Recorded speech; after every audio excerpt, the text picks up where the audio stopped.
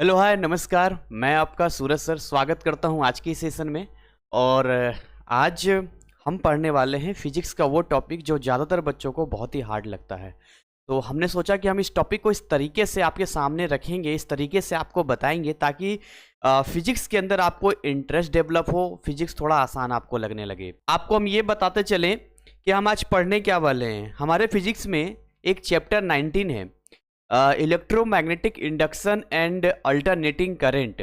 और ये जो टॉपिक है इसके अंदर जब आप जाते हैं तो बहुत सारे कॉन्सेप्ट इसके अंदर मिल जाते हैं, जैसे कि वेव का रिप्रेजेंटेशन इसके अंदर आ जाता है, ग्राफ इसके अंदर आ जाते हैं। और अगर आप PYQ उठा के देखेंगे 2021 से या 2016 का, तो देखा जाता है कि इसके अंदर ऐसे क्वेश्चंस होते हैं जो एवरेज कैटेगरी में भी नहीं आते हैं।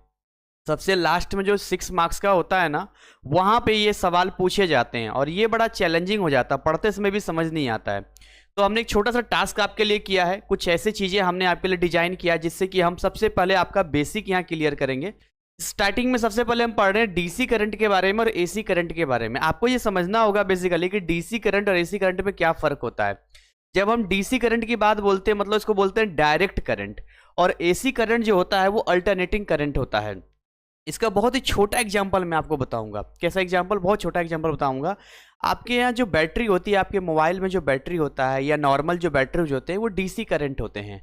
अब डीसी करंट क्या होता है? बहुत ही सिंपल होता है। अगर ये मान लो ये प्लस है और ये यहाँ पर माइनस है यहाँ पे, तो कुछ इस तरीके से डायरेक्ट फॉरवर्ड में ये चलता है यहाँ पे। तो इसके अंदर क्या है कि ज़्यादा डिस्टेंस ट्रेवल ये नहीं कर सकता, इसका एक माइनस पॉइंट होता है यहाँ पे, ठीक है। अगर हम 220 वोल्ट डीसी पर लेते हैं और हम 220 वोल्ट एसी का लेते हैं तो दोनों में फ़र्क आ जाता है यहाँ पे।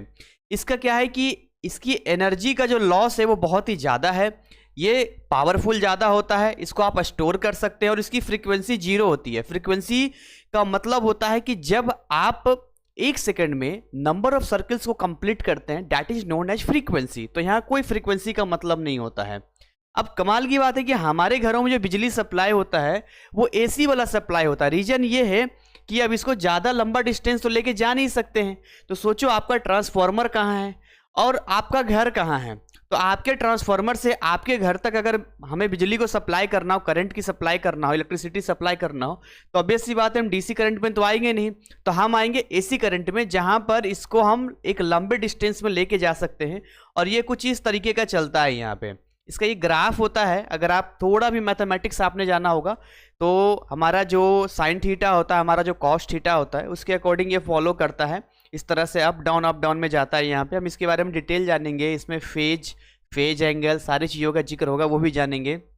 और यहाँ पर देखो 220 वोल्ट एसी हो गया, इसकी एनर्जी का जो लॉस होता है कम होता है, ये पावरफुल कम होता है एज कंपेयर टू डीसी। इसको स्टोर आप नहीं कर सकते हैं। और इसकी फ्रीक्वेंसी की बात करें यहाँ पे, तो इसकी फ्रीक्वेंसी 0 नहीं होती है, क्योंकि यहाँ पर आप देख रहे हैं कि वेव का साइकिल कंप्लीट कर रहा है। तो देखिए, जैसे मान के चलिए कि अगर हम किसी चार्जर की बात करते हैं ना, जिसमें हमारा अडॉप्टर लगा होता है, तो वो क्या करता है ना, आपके मोबाइल की बैटरी जो डीसी में चल रही होती है और आपके घर में जो बिजली सप्लाई होता है एसी में, उस एसी को डीसी में कन्वर्ट करता है। तो ये हम आगे जानेंगे कि कैसे कन्वर्जन होता है।